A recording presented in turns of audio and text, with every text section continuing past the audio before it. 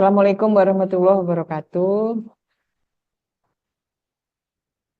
Baik, teman-teman yang ikut online maupun offline memberitahukan sesuai dengan kesepakatan eh, karena yang online itu ada onset di minggu depan, hari Sabtu harus ke kampus, sedangkan kita Jumat minggu depan itu kan UAS.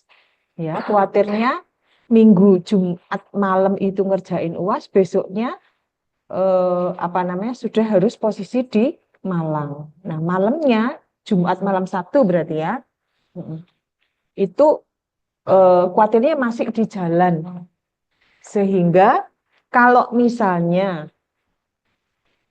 kalau misalnya ujiannya UAS itu besok bagaimana? Untuk yang di kelas gimana? UASnya besok sore jam 6 sudah saya share soalnya sampai jam 10 malam. Gimana? Yang online setuju pasti ya, karena itu usulan dari yang online. Mungkin ada yang bersuara, yang online,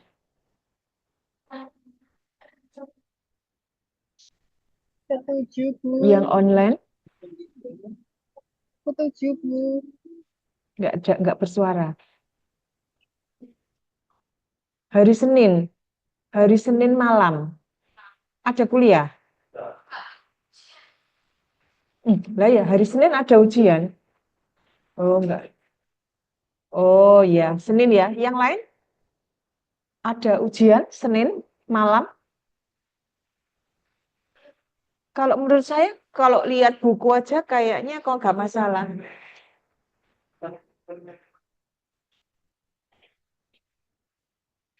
Kalau ya, Senin itu disepakati semua ujian online. Senin, yang dapat Senin. Jam berapa itu? Malam. Take home malam juga. Nggak tumpuk nanti kalau saya kasih soal malam. Oh gitu. Jadi terakhir mengumpulkan kapan? Senin ini, 12 itu. Oh tapi sudah dikerjakan kan posisinya? Nah, khawatir saya tumpuk ada yang belum. Wes sembarang. Sebentar saya tanyakan yang online ya. Kalau Selasa gimana, Mbak Ari?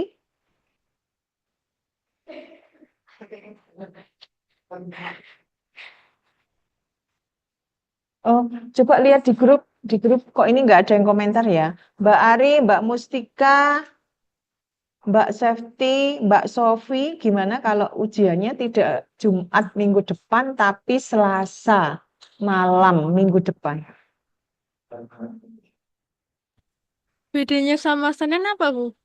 Kalau Selasa. Boleh, Senin juga boleh. Coba saya tanya Mbak Safety, kalau Senin malam bisa? Senin malam bisa, Bu. Kebetulan Oh, itu enggak ada. kalau di online, misalnya di pribadi saya itu ada ujian yang dikumpulkannya masih 2 hari ke depan. Untuk yang matkul hari Senin itu. Berarti Senin nggak bisa. Kalau Itu Selasa, bisa, gimana? bisa Senin. Senin bisa. Kalau saya bisa, Oke. untuk saya. Yang lain, yang Senin nggak bisa,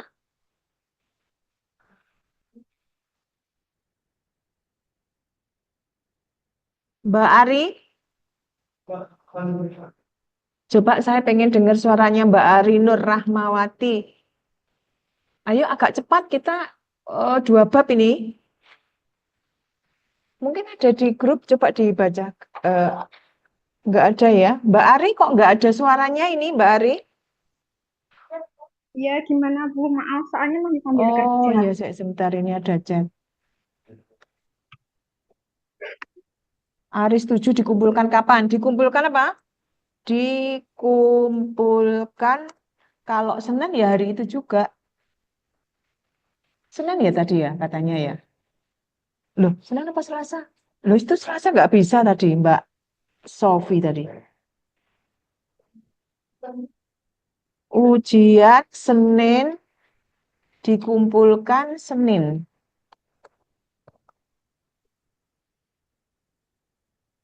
Jam 22.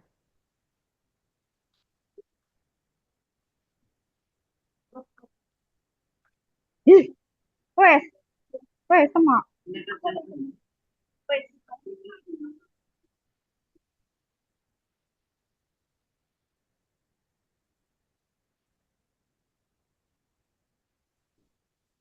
Eh, Coba kita diam dulu biar semuanya denger ya.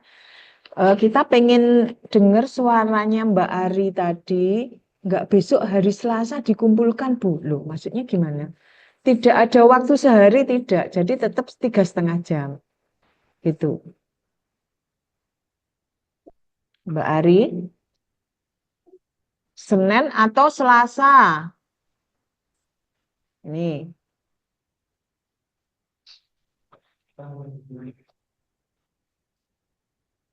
Atau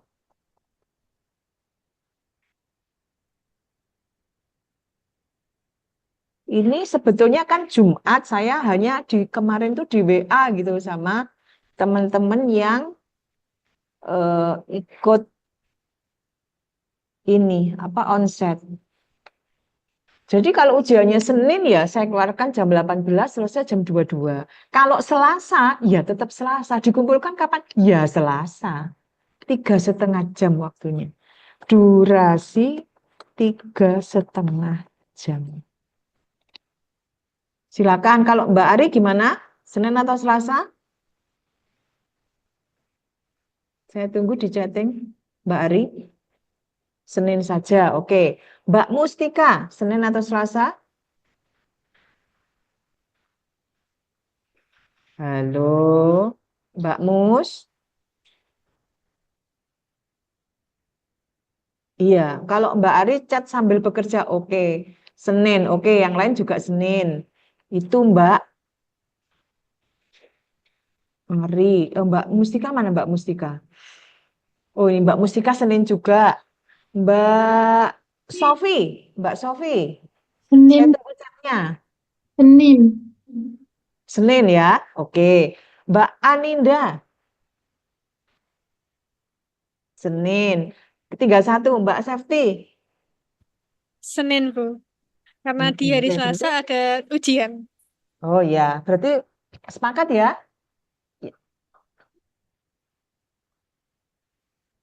Nggak bisa. Ojo, saya yang bikin soal lagi. Kesel saya. Ada apa ini? Oh, ada tugas. Nah, itu. Ini mohon maaf yang online. Oh, waduh, ini soalnya ya tak buat dua, mau nggak mau. Ya wes, untuk yang online Senin, untuk yang offline Selasa, gitu ya. Jadi dengan sukarela ikhlas dari lubuk hati yang paling dalam saya membuat dua soal. Gitu ya. Untuk yang online Senin, yang offline Selasa. Oke. Oke. Sepakat begitu. Untuk hari ini kita masuk di dua bab ya. Bisa Anda lihat di apa namanya WA, di WA grup. Oke, untuk yang bab 6 itu kita ke biaya modal atau sering disebut dengan COC ya, cost of capital. Jadi bedanya apa? Ini karena dua bab. Bab 6 itu adalah biaya modal, bab 7 itu penganggaran modal. Kalau biaya modal itu adalah biaya yang dikeluarkan kalau kita memperoleh modal. Contoh.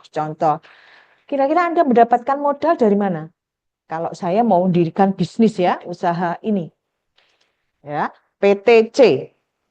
Saya dapatin modal ini dari mana? Pertama bisa ngutang, ya kan? Ngutang bank. Kedua, bisa menerbitkan obligasi, ya kan? Yang ketiga, bisa menerbitkan saham. Gitu. Nah, biaya untuk mendapatkan modal berupa ngutang bank, begitu saya ngutang aja, saya dapat modal kan? Maka biaya untuk memperoleh ini ada yang menyertai apa kira-kira biaya yang menyertai? Dapat duit memang karena dapat ngutang, tapi ada biaya yang harus saya korbankan untuk mendapatkan modal itu tadi. Apa kira-kira? Namanya apa? Apa namanya? Bunga. Jadi kalau saya ngutang, saya harus konsisten bayar utang. Itu namanya adalah cost of capital. Biaya yang dikeluarkan kalau saya mendapatkan modal. Apa? Berarti kalau kita ngutang bank, dipotong atau dibebani dengan apa? Cost of capital-nya, COC-nya adalah biaya bunga. Cara kedua adalah kalau saya menerbitkan obligasi saja, gitu ya. Jadi apa tadi caranya yang pertama? Ya, pertama hutang ya. Kalau hutang itu berarti apa yang harus kita eh, kita tanggung apa kalau kita utang? Biaya bunga. Coba yang online saya kelihatan jelas nggak ini, Pak? Kurang maju ya.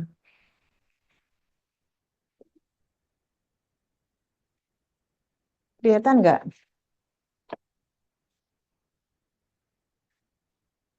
Oke ya. Jadi kalau misalnya ada sebuah perusahaan, oh yang Anda ya yang nggak kelihatan ya. Oke, jadi kalau butuh misalnya 200 juta gitu ya. Kalau ngutang bank maka COC-nya adalah terbebani dengan biaya bunga. Harus konsekuen bayar apa? Biaya bunga. Kalau kita dapatkan duit dari ngutang. Hutang bank. Kemudian yang kedua adalah kita nerbitkan obligasi. Nerbitkan obligasi.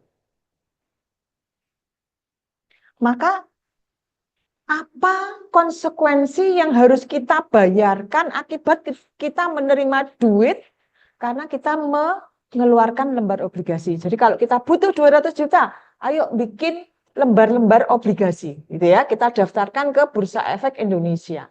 Misalnya harganya per lembar 1 juta misal. Maka begitu ini yang beli ada si A dan kita misalnya PT Aku ini ya, PT Aku. Yang beli adalah si A dan si B. Masing-masing 100 juta dan laku 100 juta. Gitu ya. Kita dapat duit segar, dana segar 200 juta. Maka ini dikasih lembar saham, lembar. Kalau ini dikasih duit gitu ya. Akibat kita nerima duit, maka konsekuensinya setiap bulan akibat kita nerima dana tadi, dapat sokongan dana tadi, kita akan membayar namanya adalah bunga obligasi atau disebut dengan kupon atau tulisannya Kaupen. Jelas? Ini setiap bulan harus kita bayarkan konsekuensinya. Ya, cara yang ketiga adalah kita nerbitkan yang namanya saham. Ya, maka setiap tahun kita harus rela membayar apa? Akibat kita nerima duit, tapi kita ngeluarin saham, bukan obligasi. Maka setiap akhir tahun kita harus rela membayar para donatur kita, investor ini namanya adalah dividen. Sehingga biaya bunga, kupon, dividen itu termasuk COC, cost of capital, biaya yang harus dikeluarkan karena kita mendapatkan modal. Nah, ini nanti namanya beda-beda. Biaya yang kita keluarkan akibat kita ngutang bank namanya titik-titik-titik. Biaya yang kita keluarkan akibat kita menerbitkan obligasi, ada yang invest, ngasih duit ke kita, maka biaya setiap bulan yang harus kita keluarkan kepada orang yang beli obligasi kita itu adalah namanya titik-titik-titik-titik. Begitu juga kalau kita membayar dividen. Maka biaya yang kita keluarkan akibat kita menerbitkan saham, ya, akibat dapat modal tadi namanya adalah titik-titik. Tetapi A, B, dan C ini sama-sama berjenis COC, hanya namanya saja nanti berbeda-beda. Itu yang kita pelajari di bab 6. Ringkasannya seperti ini. Nah, yang di bab 7 itu adalah kita menganggarkan modal. Artinya di sini kita akan dihadapkan pada alternatif memilih, ya, memilih proyek. Ada namanya proyek A dan ada namanya proyek B. Kita di sini nanti memilih mana yang lebih cuan, apakah PT A ataukah PT B. Nah, untuk bisa memilih ini, maka indikator cara menghitung kira-kira return yang akan kita dapatkan itu ada beberapa. Di sini ada yang namanya payback period, ada yang namanya adalah NPV, ada yang namanya adalah profitability index, ada yang disebut dengan IRR, ada lagi ARR. Nah, dalam bab ini yang saya bahas adalah hanya 4 saja. Jadi tahu bedanya? Kalau yang bab 6 itu adalah biaya modal, akibat saya dapat modal itu kira-kira biaya nyertai apa? Enakan dapat modal dari ini, atau dari ini kah? Nanti dibandingkan. Pasti Anda memilih yang paling murah biayanya. Betul ya? Kayak orang ngutang, orang dapat investasi dari orang-orang itu kan pasti kita pikirannya kok balik no piro ya ning wong iki kan gitu ya. Pilihlah yang paling murah. Jelas ya? Perbedaannya dengan yang bab 7 saya ulangi, itu adalah kita memilih ya proyek mana yang kira-kira menguntungkan, paling menguntungkan bagi kita. Dengan indikatornya biasanya adalah dihitung dengan 5 metode. Ya. Nah, kalau yang ini adalah pilihlah yang paling besar. Tahu bedanya ya? Kalau itu pilihlah biaya yang paling kecil, kalau ini pilihlah cuan yang paling besar. Wes, sebetulnya itu Dok, yang di bab 6 dan bab 7. Berarti sudah pulang ya kita ya. Oke, jadi seperti itu. Nah, saya usahakan di PPT saya itu sudah lengkap terstruktur. Jadi kalau terstruktur itu Anda belajarnya nanti insya Allah mudah. Ya. Dan evaluasi soal yang saya berikan itu juga apa istilahnya mudah untuk Anda pahami. Jadi mudah-mudahan dengan PPT yang sudah saya berikan itu saya usahakan terstruktur mungkin ya sehingga insya Allah dengan membaca itu ya bagus juga Anda membaca buku paketnya ya buku bacaan yang sudah pernah saya sarankan itu bagus juga. Tapi mudah-mudahan dengan itu PPT itu Anda sudah bisa mempelajari ya. Oke.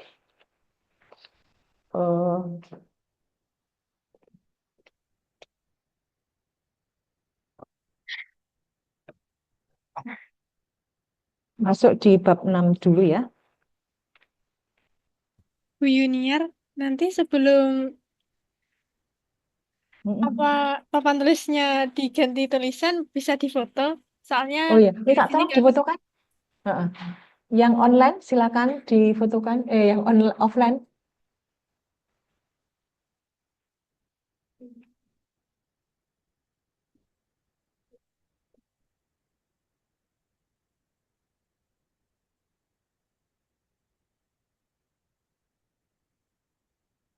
Sudah ya. Nah, sekarang itu yang kita jelaskan nanti. Namanya beda-beda, tapi semuanya ini adalah COC. Jadi di bab 6 ini nanti kalau kita dapetin modal tadi dari ngutang jangka panjang, utang jangka panjang itu berarti kita ngutang pihak lain dalam jangka waktu lebih dari 5 tahun. Maka biaya yang kita keluarkan namanya adalah KD, kita singkat KD untuk mempermudah ingatnya. Kemudian kalau kita menerbitkan saham preferen itu namanya adalah KP. Nah, itu saham tadi ternyata ada saham biasa, ada saham preferen. Kemudian kalau kita mendapatkan modal itu bukan dari ngutang, bukan dari nerbitin obligasi, bukan dari nerbitin saham, tapi dari laba ditahan. Laba ditahan itu adalah laba tahun lalu yang tidak dibagi sebagai dividen. Contoh, tahun lalu kita dapat laba 100 juta. Yang 25 juta dibagi-bagi kepada para pemegang saham. Yang 75 dibalik lagi, dikembalikan lagi ke dalam perusahaan. Untuk apa? Kira-kira. Saya badi 100 juta. Masa 100 juta dibagi kabeh? Nggak mungkin kan? Nggak mungkin. Pasti yang 25 juta aja dibagi-bagi. Yang 75 dikembalikan lagi untuk pengembangan usaha. Maka yang disebut laba ditahan itu adalah yang 75 juta itu tadi. Paham ya? Itu laba ditahan. Kemudian saham biasa baru, itu disingkat dengan KCB. Artinya, kalau kita mengeluarkan saham baru, masih ada di laci, kadang kan saham itu tidak dijual semuanya. Ada beberapa yang tidak dijual. Ini adalah saham baru. Maka disebut biaya untuk ngeluarin ini disebut apa? KCB. Ya. Kemudian biaya rata-rata timbang itu artinya adalah atau WACC, kalau dana 200 juta itu ya ngutang, ya nerbitan obligasi, ya nerbitan saham, ya laba ditahan, ya banyak ya. Maka itu disebut dengan biaya apa yang mendampingi, itu disebut dengan biaya rata-rata tertimbang. Paham sampai sini? Jadi kalau yang ini individu, biaya semua dibiayai oleh ngutang semua gitu ya. Semua dibiayai oleh nerbitin obligasi semua. Tapi yang terakhir ini adalah diambil kecil-kecil ya. Ngutangnya sekian persen, obligasi sekian persen, sahamnya sekian. Tapi terkumpul 200 juta. Paham ya sampai sini? Oke, sekarang kita bahas yang pendahuluan dulu. Ya, dana untuk kegiatan operasional, untuk apa biasanya duit untuk di perusahaan itu untuk beli bahan baku, beli apa lagi? Beli mesin, beli apa lagi? Intinya beli aset untuk operasional ya. Untuk ini macam-macam ini untuk aset. Kemudian sumber dananya ngutang dari saham, mengeluarkan bond, obligasi, ngeluarin saham preferen, saham biasa, laba ditahan. Nah, ini mengulangi lagi, kalau saya pinjem bank, maka apa biaya menyertai tadi adalah harus kita konsekuen dengan harus bayar biaya bunga. Kalau obligasi namanya adalah kita harus bayar kupon. Kalau saham preferen namanya adalah dividen. Kalau saham biasa namanya juga dividen juga. Kalau laba ditahan namanya juga ada namanya dividen. Artinya ada dividen yang apa namanya? Istilahnya kita harus bayarkan kepada para pemegang saham.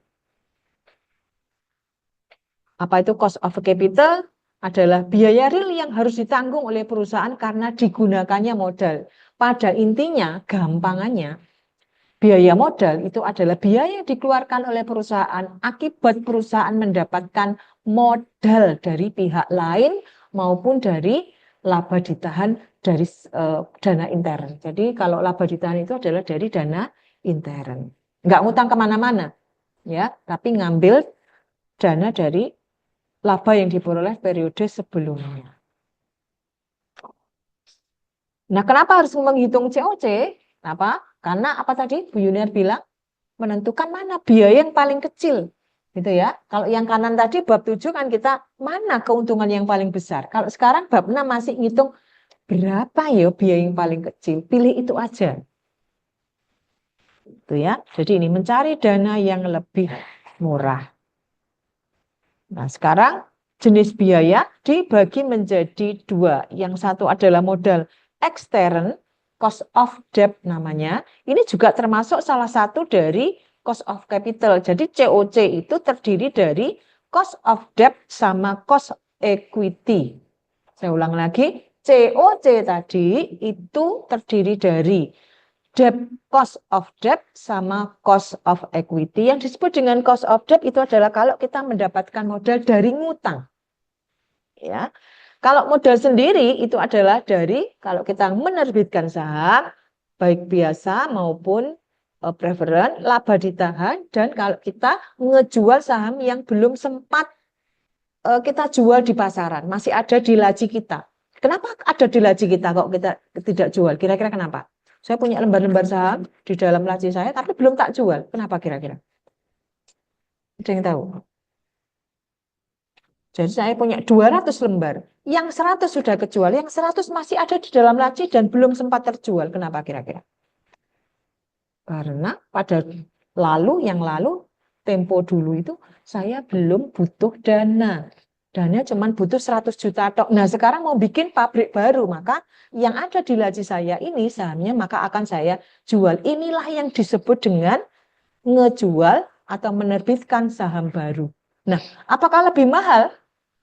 Karena lebih mahal. Kenapa? Karena saya harus bayar namanya biaya emisi. Itu adalah biaya broker. Artinya saya pakai jasa broker agar saham di laci saya ini dengan cepat terjual. Ya, jadi ada biaya tambahan. Kemudian yang B adalah kalau menggunakan apa ini? Menggunakan kombinasi antara ekstern dan intern. Intinya lebih dari satu pendanaan. Oke, ini kalau saya buat skema kayak begini, kita mulai dari kalau saya mendapatkan dana dari ngutang jangka panjang. Pertama, bagaimana cara menghitungnya? Itu adalah namanya apa tadi? KD. Jadi KD adalah apa? Cost of capital kalau saya mendapatkan dana dari ngutang. Bagaimana rumusnya? KD sama dengan I. I adalah bunga, interest, ya. Ditambah N. N-nya adalah usia obligasi. Berapa tahun? Dikurangi dengan NB. NB adalah penerimaan obligasi dari penjualan. Dibagi N. N kecil. Usia, kalau N besar tadi, ini N besarnya adalah nilai hutang jangka panjangnya. Dibagi NB ditambah N dibagi 2. Apa bedanya KD sama KI? Kalau KD itu tanpa memperhitungkan teks. Kalau KI dengan memperhitungkan teks. Contoh, langsung contoh ya.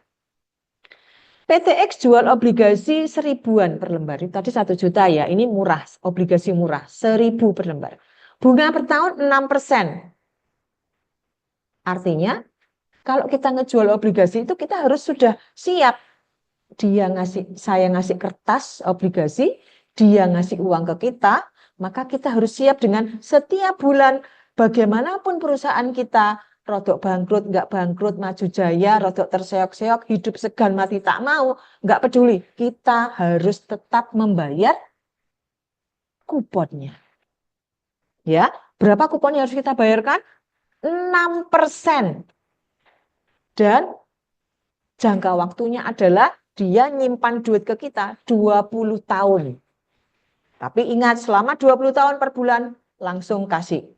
Langsung kasih lagi, gitu ya. Nah, penerimaan bersih atas penjualan hanya sebesar 960 per lembar. Jadi nilainya 1000. Tapi penjualannya hanya 960. Pajaknya 50%. Berapa cost of capital? Berapa cost of debt-nya? COC juga sini. Cuman dikhususkan disebut dengan cost of debt karena ngutang kita. Biaya yang kita keluarkan, kita bungai orang, kuponnya adalah disebut dengan cost of debt. Tapi COC juga itu salah satu jenis COC. Masukin rumus, ketemu 6,33. Ini adalah biaya yang harus kita keluarin. Kalau memperhitungkan pajak, maka berapa? Biaya yang harus kita tanggung adalah 3,16. Kenapa? Kok lebih murah? Kenapa kira-kira? Ini 6,33. Ini 3,16. Kenapa? Iya, karena sudah pajak. Pajak yang nanggung siapa? Loh, saya jualan obligasi. Siapa tuku? Sewu, sewu, sewu, sewu, sewu. Ya. Terus Anda pasti bertanya, mana duitnya? Ini kamu tak kasih, ya. Tak kasih semuanya. Sewuan, sewuan, sewuan. Ngono ya, kira-kira ya. Sewu, sewu, nyewu, nyewu gitu ya. Sewu, sewu. Wes, kamu ngasih duit ke saya, ya kan?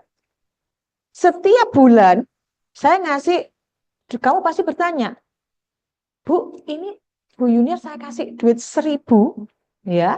Saya investasi dong, kan gitu kan katamu ya. Terus saya dapat apa, Bu? Ini dapat 6,33%. Berarti ini adalah biaya saya. Karena saya harus ngasih Anda 6,33%, 6,33%, 6,33%. Itu kalau tanpa memperhitungkan pajak.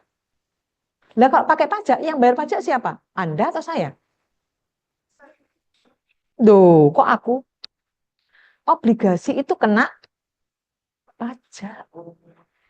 Maka kalau dengan pajak, biaya saya lebih murah. Kenapa? Karena Anda yang menanggung Pak. Jadi dividen itu juga kena pajak. Anda punya obligasi setiap bulan terima bunga, obligasi di rekening marana kelunting, bulan depan kelunting lagi. Keluntingnya itu sudah dipotong dengan pajak. Jelas ya ini ya? Oke, sekarang yang kedua adalah kalau saya bukan ngutang bank, saya pengen dapat modal 200, nggak ngutang bank deh, tapi saya menerbitkan saham. Saham ada dua, ada saham preferen, ada saham biasa. Bedanya apa? Kemarin, kalau saham preferen itu istimewa, kalau terjadi bangkrut, dilikuidasi, yang mendapatkan dividen adalah pemilik saham preferen dulu. Saham biasa koret-koret. Dan saham preferen dijamin akan menerima dividen setiap periodenya. Saham biasa belum tentu. Ya, kita bahas kalau kita nerbitin saham preferen. Rumusnya gimana? KP disebut KP ya. KP berarti biaya yang harus saya keluarin, dividen yang harus saya bayar kepada para pemegang saham preferen. Rumusnya adalah DP dibagi NP. DP-nya adalah dividen, NP-nya adalah net proceed. Net proceed itu adalah penerimaan bersih ya atas penjualan saham preferen. Penerimaan bersih itu berarti setiap periode kita terima berapa. Itu namanya kalau di manajemen keuangan adalah proceed. Contoh, PTX menjual saham preferen. Jadi PTX itu yang butuh dana ya. Buktinya apa? Dia ngejual saham. Karena pengen duit ya kan untuk modal. Dengan dividen dia sanggup bayarnya 5%. Ya wes, kamu tak kasih ini dividennya nanti 5%. Diharapkan terjual dengan harga Rp95 per lembar. Biaya yang dibayar atas penjualan itu diperkirakan ada biaya Rp3 per lembar. Nah sekarang kalau saya ngejual saham preferen itu, maka kira-kira ada biaya yang harus saya tanggung akibat saya dapat modal itu. Ya, maka masukin rumus KP sama dengan nih rumusnya DP dibagi NP, maka akan ketemu 5,16. Jadi saya harus siap-siap, harus ngeluarin biaya resiko ya, harus bayar biaya 5,16. Akibat saya mendapatkan modal berupa penjualan saham preferen. Yang kedua, kalau yang saya jual adalah bukan saham preferen, tapi saham biasa. Rumusnya gimana? KC sama dengan, KC itu adalah saham preferen, bukan KP ya. C-nya adalah common stock yang biasa ya. Nah, KC adalah cost of common stock, DC-nya adalah dividen, kemudian P-nya adalah price, harga, G-nya adalah growth atau pertumbuhan. Langsung contoh. Harga saham biasa itu adalah Rp64 per lembar ini, sak lembari. Saya mau ngejual saham biasa. Dividen yang dibayarkan akhir tahun pertama Rp3. Pertumbuhannya selama 6 tahun yang lampau itu rata-rata 4%. 4%, 8%, terus berapa? 4, 8, 12, 16 gitu ya. Tumbuh terus. Sekarang ditanya berapa biaya saham biasa sekarang. Artinya kalau saya ngejual itu ada biaya enggak ya? Apa yang harus saya siapkan biayanya? Ya. Jadi KC-nya ditanya, DC-nya sudah tahu, P-nya berapa? G-nya 4%. Maka masukin rumus, maka biaya yang harus saya siapkan kepada para pemegang saham biasa adalah 8,69. Oke ya, beres ya. Saham biasa dan preference sudah. Sekarang kalau laba ditahan, ya. Kita lihat di sini bahasa Maduranya adalah cost of return earning. Biaya dari penggunaan sumber yang berasal dari biaya laba ditahan berkaitan dengan biaya dari penggunaan sumber saham biasa. Jadi sebetulnya kita adalah mengorbankan pemegang saham biasa. Kenapa? Karena tidak jadi kita berikan, tapi kita masukkan kembali ke dalam perusahaan. Besarnya biaya laba ditahan sebesar tingkat pendapatan investasi atau istilahnya adalah rate of return dalam saham yang akan diterima oleh investor. Jika investor menginvestasikan sendiri dalam kesempatan investasi lain, ya, jenis perusahaan dan risiko yang sama. Biaya saham biasa dari contoh sebelumnya cost of return earning atau KR itu ketemu berapa? 8,69.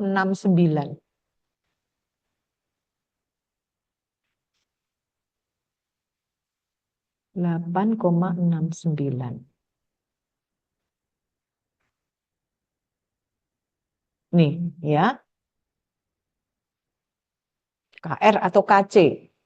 Tapi bila keuntungan atau earning yang dibagikan pada pemegang saham ingin diinvestasikan kembali dalam perusahaan, maka ia harus membayar pajak atas dividen dan fee brokerage fee atau biaya makelar untuk memperoleh tambahan lembar saham. Rumusnya gimana? KR sama dengan KC kali 1 min T kali 1 min B. Nah, kita akan kenal istilah baru KC. Biasa-biasa yang tadi ya. KR biaya laba ditahan. T-nya tax ya, persentase dari pajak. Dan B adalah brokerage cost. Biaya maklar, kita bayar berapa ke maklar? Contoh. Ada hubungannya dengan yang soal tadi, dianggap average tax-nya adalah 25% dan brokerage cost biaya ke maklar 3%. Sekarang berapa kalau saya menggunakan modal dengan biaya laba ditahan? Masukin rumus di sini akan ketemu 6,32. Gitu ya. Yang berikutnya kalau kita mengeluarkan biaya saham baru. Bedanya apa tadi? Saya ngejual atau nerbitkan saham biasa. Itu kalau sahamnya sudah laku di pasar. Kalau ini adalah biaya saham baru yang masih ada di laci. Ya. Masih ada di laci. Maka rumusnya gimana? Namanya KCB. DC per P min F. P-nya price. F-nya apa ini? Floating cost, biaya emisi. Ditambah growth-nya, pertumbuhannya. Contoh, harga saham biasa beredar adalah Rp64 per lembar. Perusahaan ngejual saham biasa baru dengan mengeluarkan biaya emisi, ada biaya tambahan ya, Rp2,5 per lembar. Dividen yang dibayarkan adalah Rp3 per lembar. Tingkat pertumbuhan dividen 6 tahun yang lampau rata-rata naik 4%, jadi 8, jadi 12, jadi 16 ya, karena growth-nya adalah 4%. Berapa biaya saham biasa baru? Berapa kalau saya itu mendapatkan modal, kalau saya ngejual dari laci saya, PN apa jenenge tukun biaya saham baru ya, biayanya berapa itu yang menyertai? Maka setelah Anda masukkan di dalam rumus akan ketemu 8,88. Itu ya. Itu kalau saham biasa baru. Berikutnya adalah ini yang saya maksud. Kalau kebutuhan dana 200 juta itu ngedapetnya adalah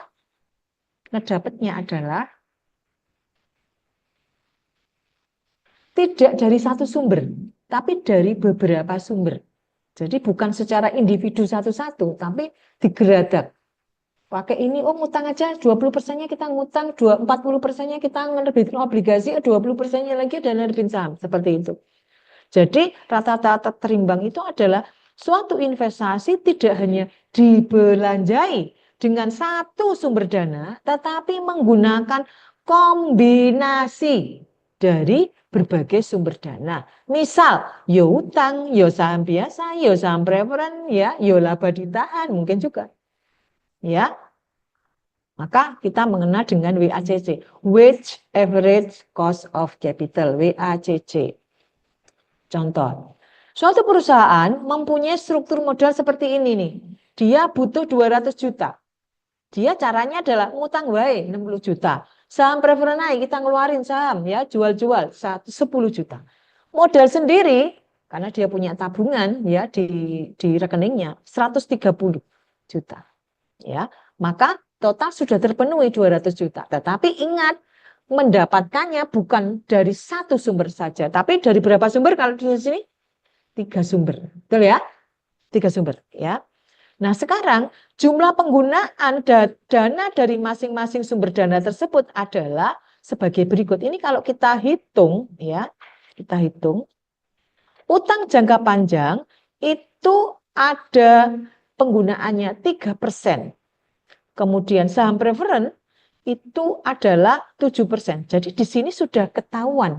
Ketahuan apanya? Biayanya. Jadi KD-nya ketahuan, KI-nya ketahuan, KP-nya ketahuan, 7% KP-nya ya. Modal sendirinya ketahuan sekian persen. Ini harus diketahui dulu dari individu masing-masing. Dari mana ngitungnya? Itu tadi, sendiri-sendiri. Yo KCB, yo ini. Paham ya? Itu sudah diketahui di soal ini. Jadi ini ngitungnya adalah dari cara yang individu-individu tadi. Paham? Paham ya? Ngitungnya gimana? 3% ini dari mana? Dari secara individual. Ya. Sekarang pertanyaannya adalah berapa biaya penggunaan modal secara keseluruhan? Jadi kalau menggunakan sumber dana yang lebih dari satu, maka gunakan ini. Kita lihat dulu komponennya. Tadi 3 ya sumbernya. Jumlah modalnya 200 total masing-masing ini. Biayanya sudah dihitung masing-masing individu adalah 3%, 7, dan 10. Sekarang diminta untuk mencari berapa jumlah biayanya. Tinggal kita hitung 60, biayanya 3%, maka sekian. Gitu ya. Saham preferen modalnya sekian, biayanya 7% sudah dihitung 7%, 700. Begitu seterusnya, maka total biayanya adalah 15.500. Maka berapa WACC-nya? 15.500 dibagi 200 juta sama dengan 7,75.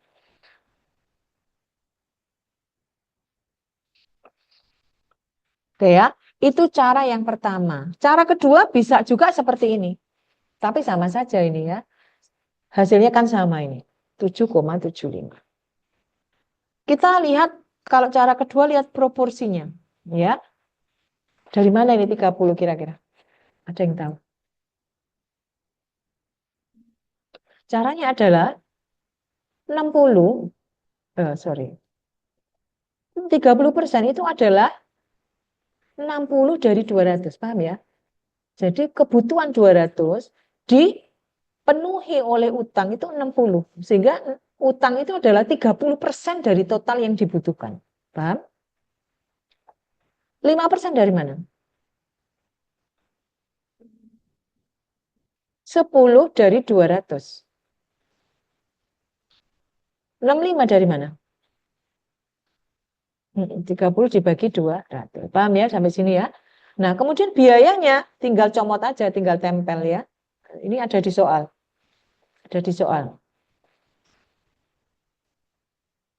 Kemudian tinggal jumlah biayanya dikalikan. Maka ketemu 0,0775 sama hasilnya. Ya, Anda nanti boleh menghitung dengan cara 1 maupun cara 2. Oke, bab 6 selesai. Sekarang bab 7. Ada pertanyaan? Belum ada. Gampang ya. Sekarang ini yang disebut, kalau yang tadi bab 6, carilah yang paling kecil. Kenapa? Karena biaya. Kalau biaya itu pasti kita ngomongnya paling rendah. Tapi kalau sana kita cari cuan. Ada investasi, 2 investasi, carilah yang paling cuan. Berarti carilah laba yang paling tinggi itu nanti yang sini. Itu kita namakan teknik penganggaran modal. Nah, indikatornya adalah, menghitungnya adalah payback period. Ya. Yang kedua adalah NPV. Yang ketiga adalah profitability index dan IRR atau internal rate of return. Apa itu? Sehingga nanti kalau ada 2 proyek, maka sing apa B ya? Kita hitung itu. Ya. Ingat sekali lagi, yang cuan yang paling besar adalah yang layak kita pilih. Apa itu capital budgeting yang kita pelajari di sini? Itu adalah proses mengevaluasi, ya, memilih investasi jangka panjang yang konsisten terhadap maksimalisasi tujuan perusahaan. Intinya ini adalah alat mengevaluasi mana yang menghasilkan cuan yang paling banyak. Wis ngono tok. Ini kan rodok bahasanya rodok bulet-bulet ya. Nah, apalagi kalau Anda baca buku, ya, tapi pada intinya itu maksudnya. Tapi tidak ada salahnya tetap Anda tetap harus apa? Membangun literasi Anda dengan membaca buku yang saya sarankan. Yang paling enak itu Suat Husnan, buku manajemen keuangan. Nah, ini kalau kita ngomong capital budgeting, ya, biasanya kita akan berhubungan dengan pengembangan produk baru. Artinya kita membudgetkan beli sesuatu. Tidak harus milih perusahaan loh ya. Itu kan kasusnya milih proyek apa B yang cuan. Bisa juga beli aktiva ini sama ini. Mana yang lebih apa? Nanti hasilnya itu beli mesin ini atau beli mesin ini. Ya, bisa juga kita memilih mana yang cuannya besar dengan biaya yang terkecil. Tuh ya, langsung masuk di sini. Ada yang saya skip?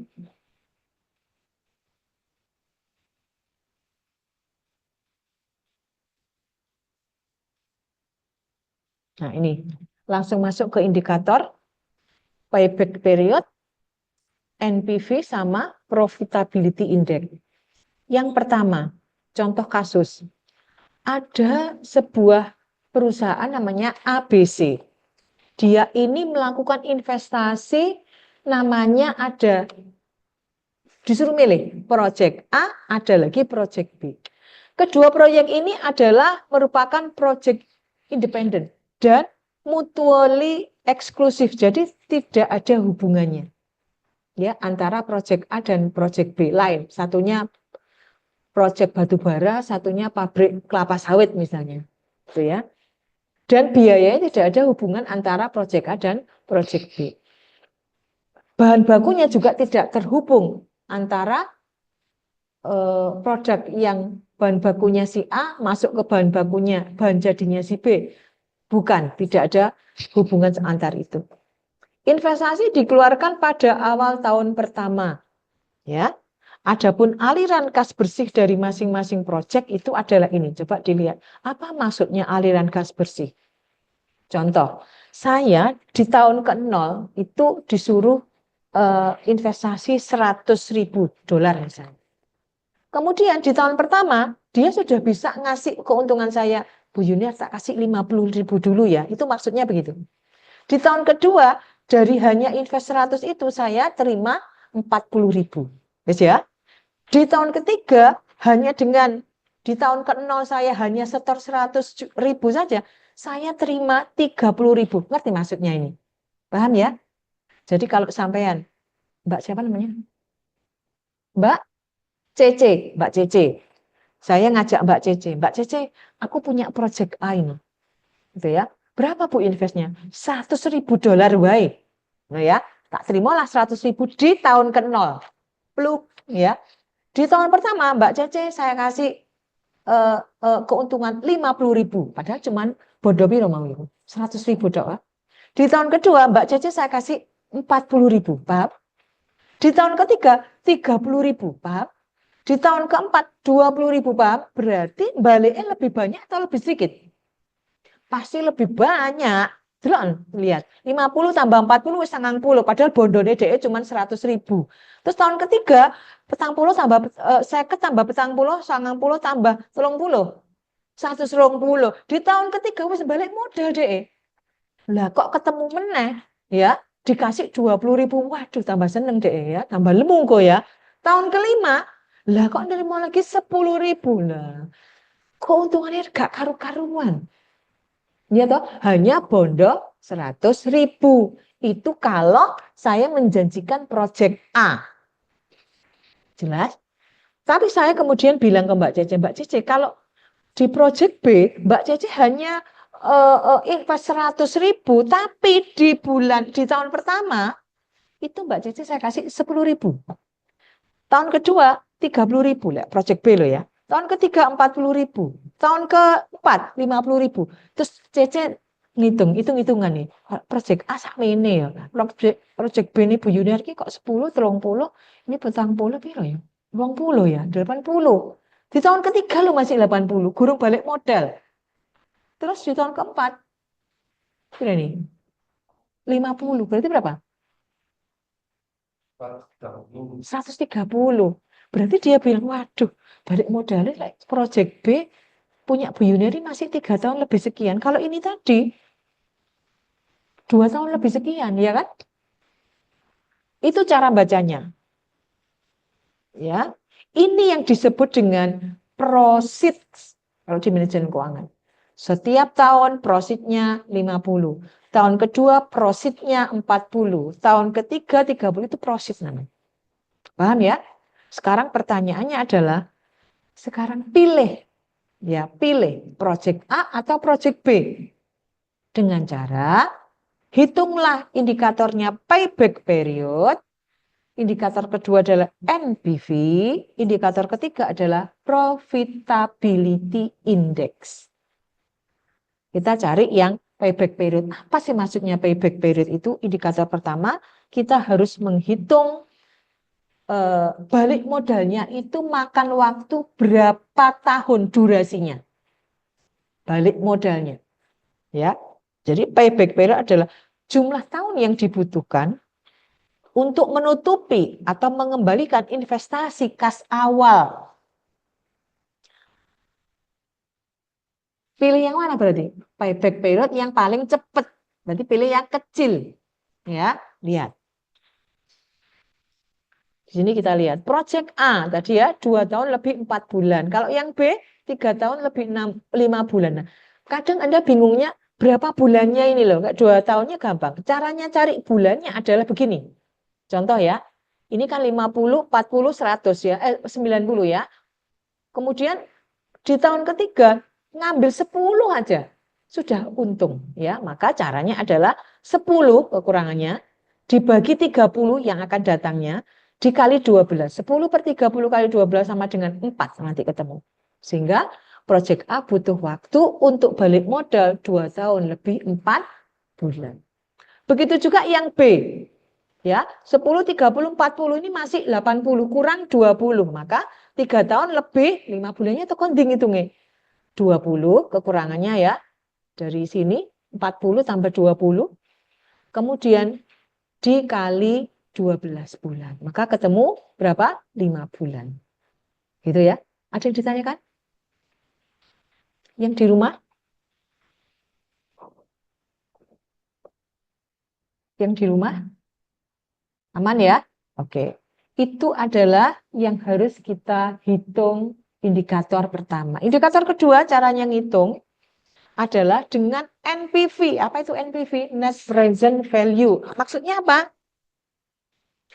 Metode menentukan sebuah proyek itu tadi diterima atau enggak dengan cara mencari selisih, ya, antara nilai sekarang dari proceed dengan nilai sekarang dari suatu investasi. Apa maksudnya? Nilai sekarang dari proceed dan nilai sekarang dari sebuah investasi. Bayangkan saja begini.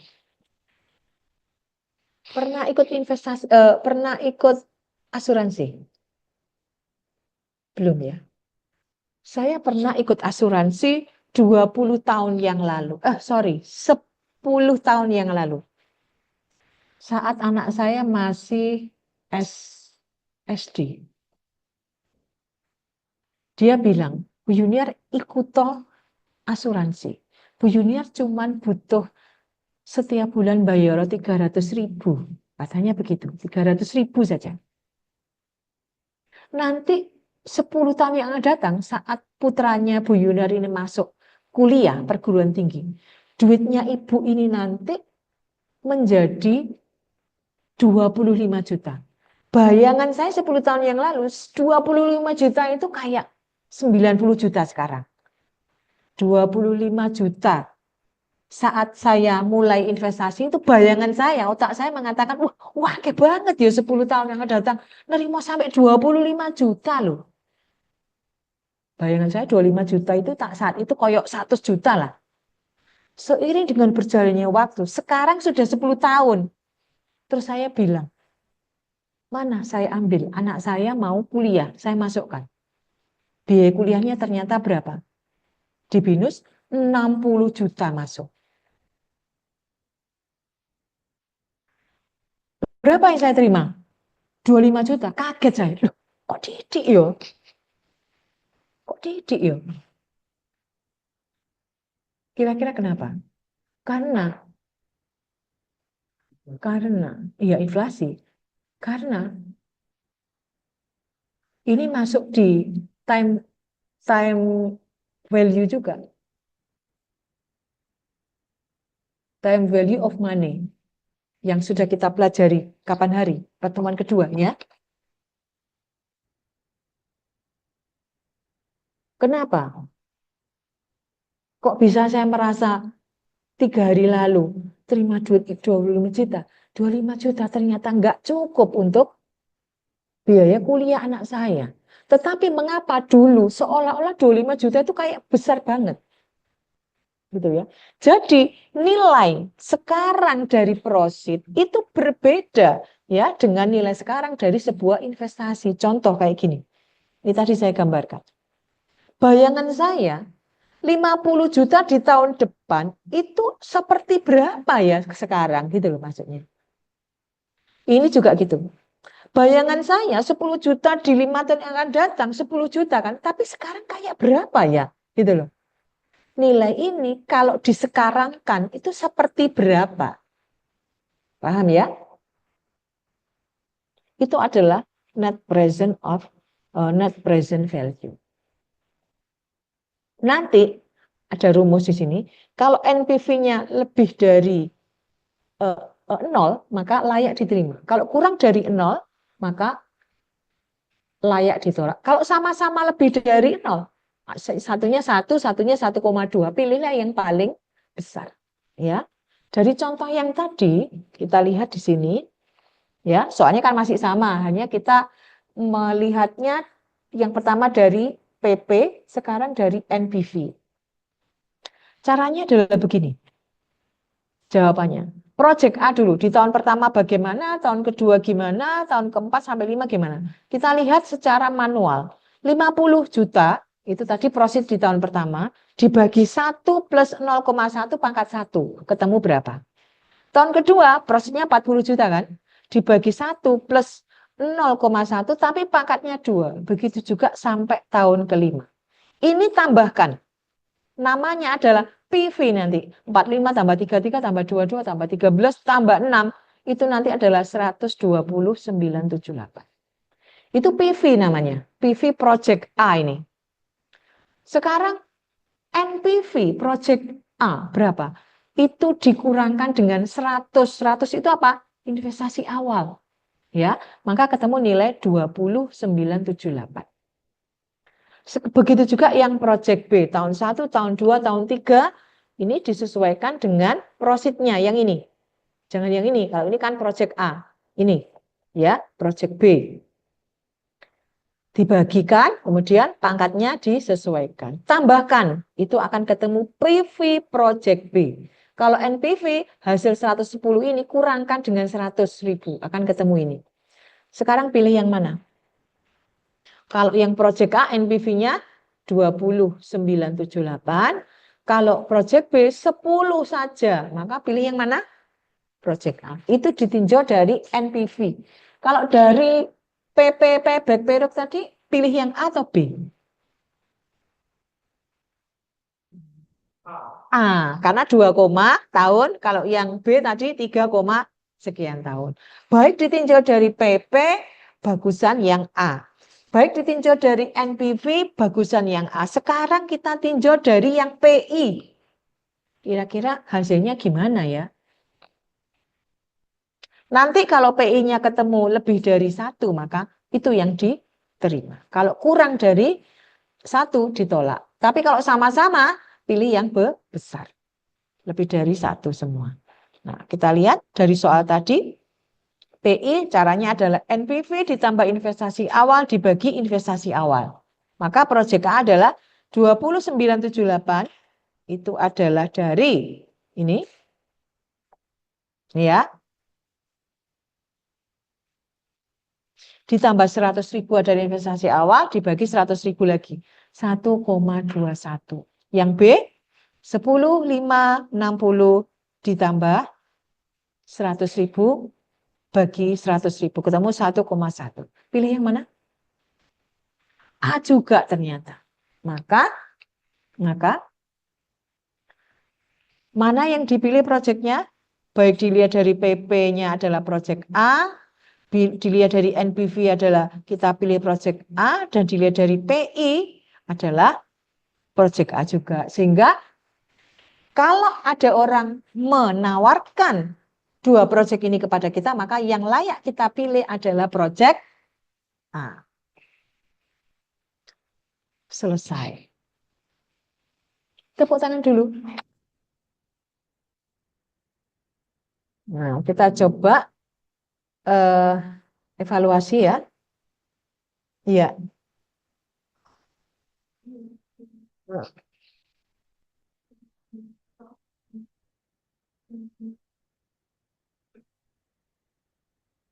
Mm-mm, mm-mm.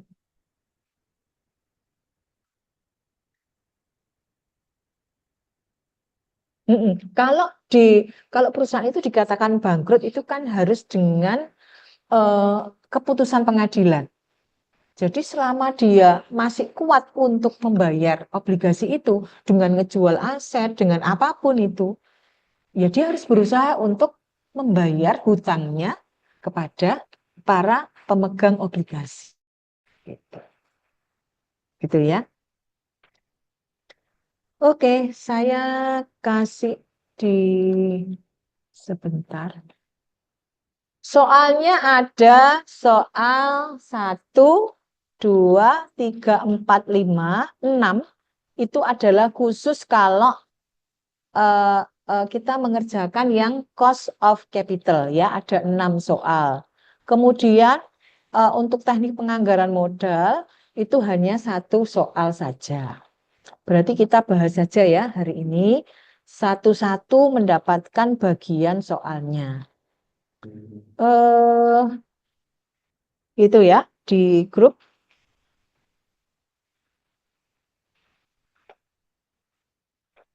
Mahasiswanya berapa ini? Yang di Zoom berapa? Yang di offline berapa?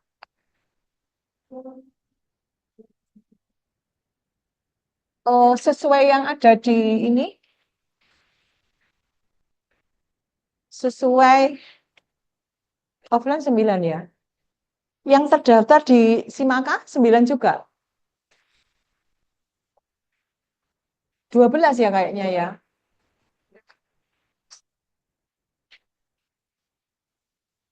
11 ya. 1, 2, 3, 4, 5, 6, 7, 8, 9, 10, 11, 12 ya. Tuh.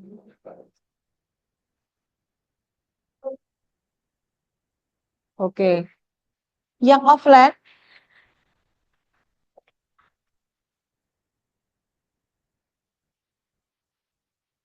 8, oh sorry, 6.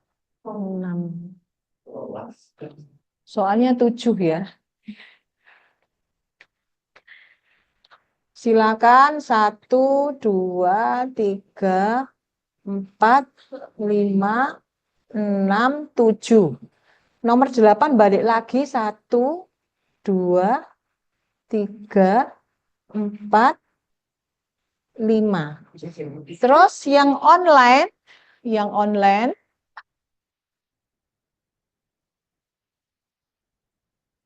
yang online ini tetap 1 sesuai nomor absen ya. 3, 4, 6, 7. Ya.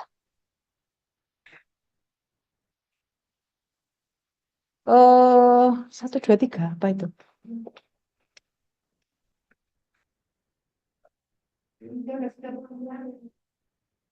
Oh iya. Oh iya iya iya iya. Sorry. Ada 7A, 7B gitu aja ya. 7A, 7B, 7C. Ini balik lagi 1, 2, 3. Ini 7A.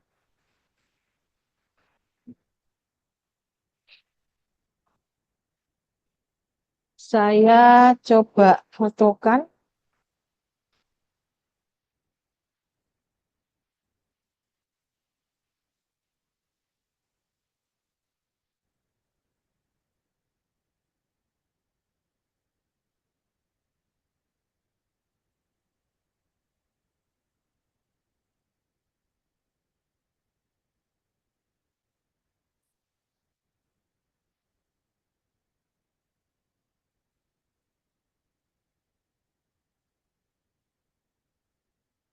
Semuanya sudah join di Google Classroom ya. Saya sudah serahkan ini eh, untuk soal hari ini. Nanti Anda hari ini kan kebagian satu-satu ya.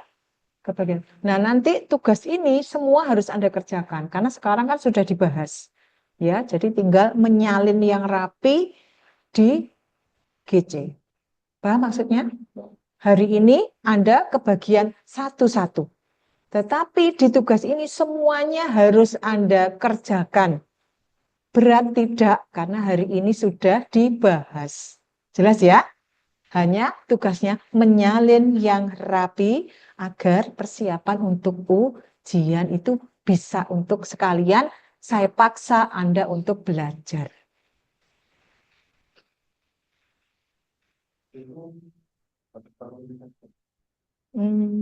Sebelum UAS. Sebelum selesai. Tulis tangan, difoto. Ya, baik UAS juga begitu. Nanti difoto, kemudian jadikan satu file PDF. Jadi jangan banyak-banyak fotonya. Foto dikumpulin jadi satu file PDF. Untuk yang online bagaimana, Bu? Kenapa? Untuk yang online, apakah juga harus tulis tangan, Bu? Iya, Untuk tulis tugas ini tangan. Yang online dan juga oh, paling lambat sebelum ujian hari Senin. kalau untuk tugas hari ini juga dikumpulkannya tulis tangan, Bu? Apa bagaimana? Gimana? Untuk yang tugas hari ini dikumpulkan itu tulis tangan atau bisa pakai soft file kayak Word gitu. Tulis tangan. Sambil latihan UTS. UAS, latihan UAS.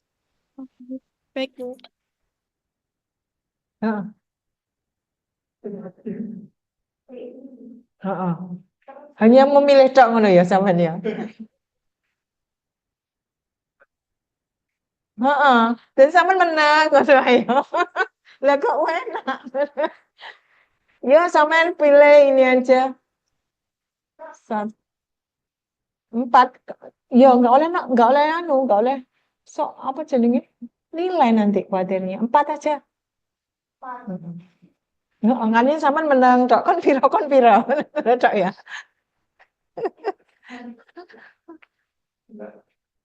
Ini tuh cuce iki sing empat.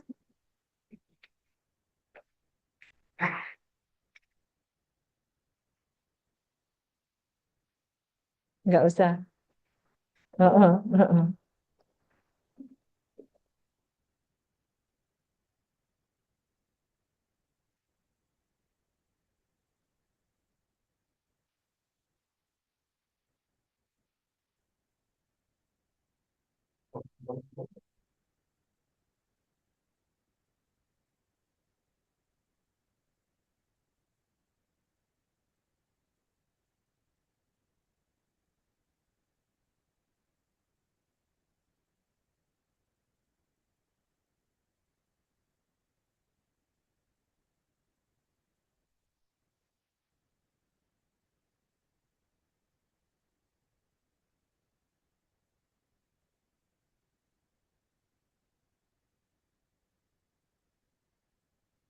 Ini, bukan.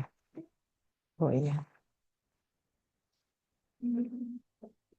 Dibahas. Di, mm, boleh. Nomor 5.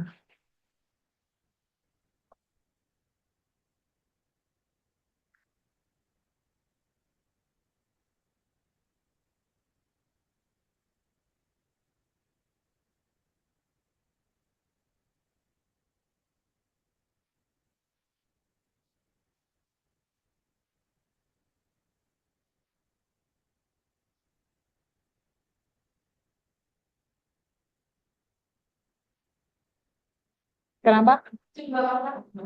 Boleh dah.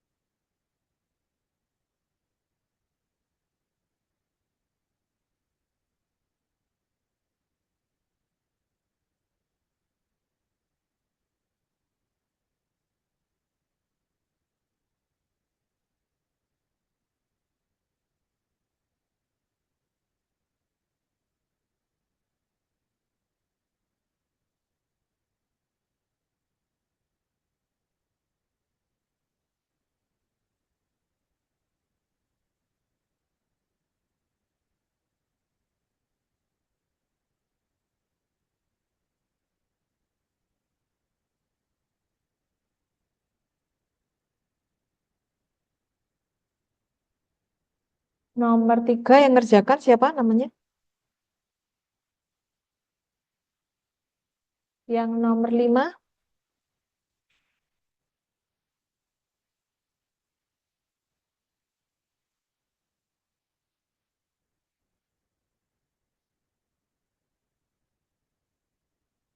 Sambil saya absen ya.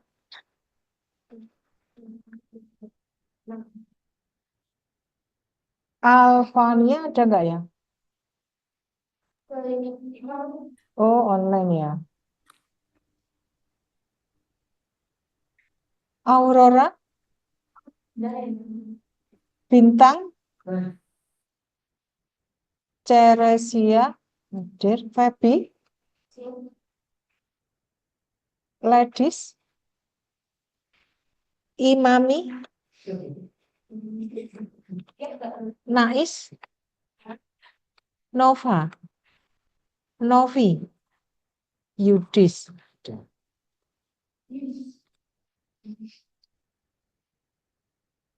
Untuk Aninda ada ya tadi ya di online? Ada, Bu. Ya, Arinur ada tadi ya, Mustika ada, Safety ada, Sofi ada, Trisna. Halo, Trisna ada? Trisna, Aninda, Safety, Ari, Musika nggak ada ya? Izin atau gimana?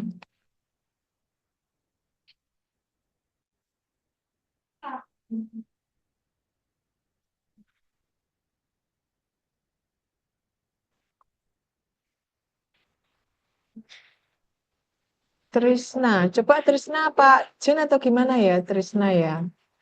Kan enggak ya Alfa berarti.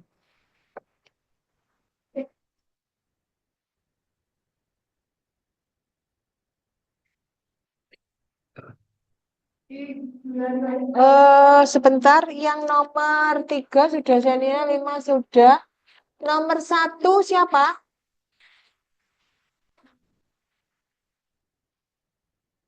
Nova. 7.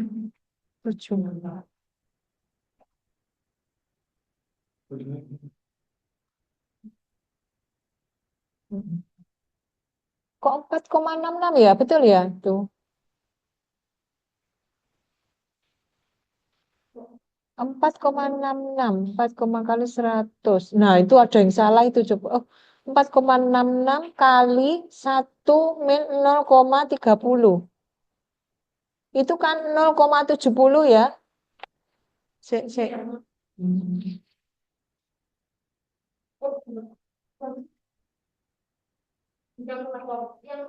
Iya kan sama. 0,7 sama 0,70 kan podo.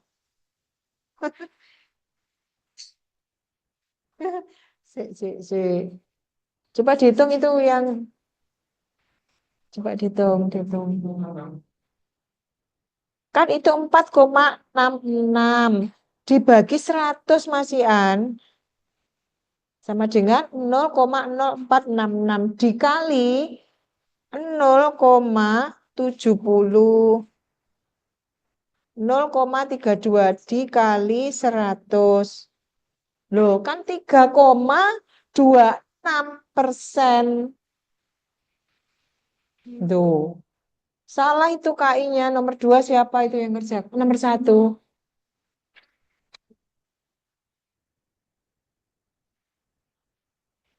Harusnya 3,26. Nomor 2 siapa? Belum ya? Nomor 4. 4. 4 siapa namanya?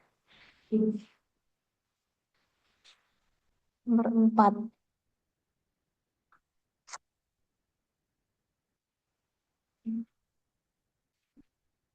Itu bedanya apa ya? 4 yang bawah sama 4 yang situ.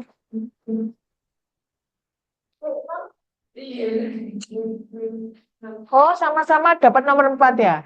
Oh, ya. Nomor 4 itu naik sama siapa? Bintang ya? Kok bisa beda ya?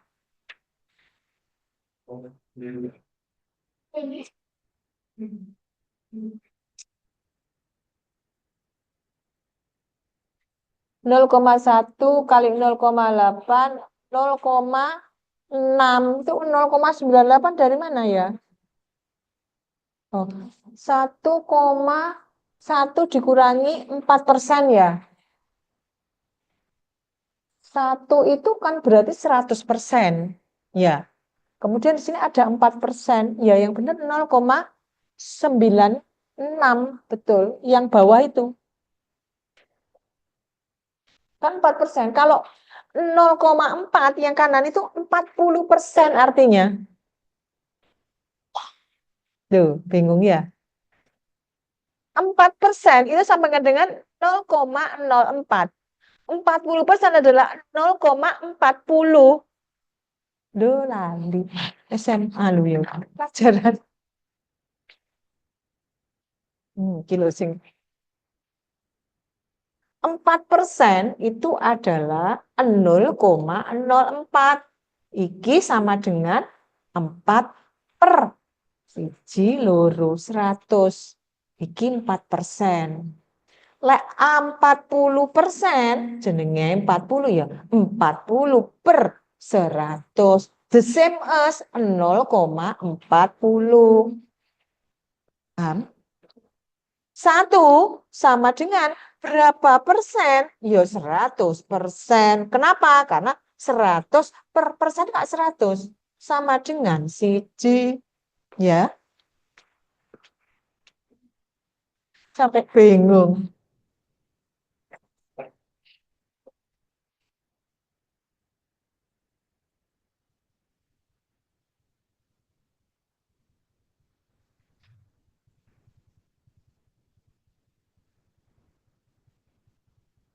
Nomor 6.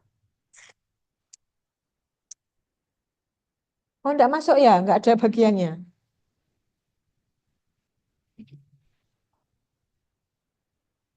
Boleh.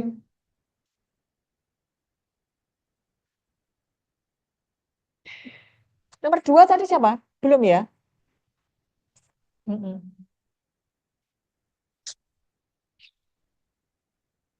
Nomor 2 siapa yang kerjakan?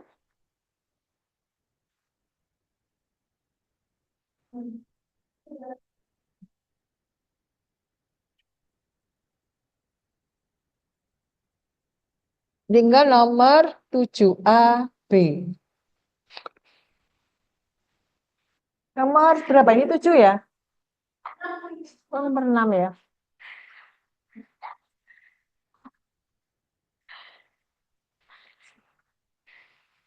Untuk ujian yang online ya, yang online hari Senin ya. Hari Senin jam berapa? 18 sampai 21. 22 ya.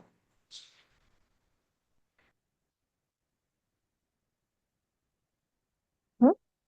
Mm-mm. Nah, pernah tadi siapa yang ngerjain? Hah?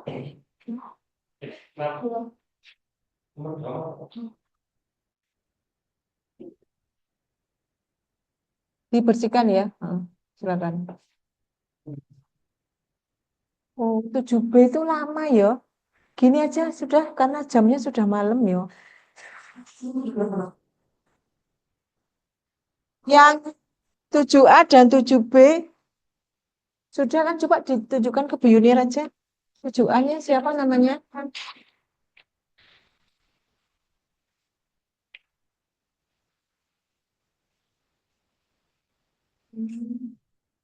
Sing A, berapa ini? 119. Oh, ini B ya. 1197 dan 3354. Kalau yang A hasilnya berapa?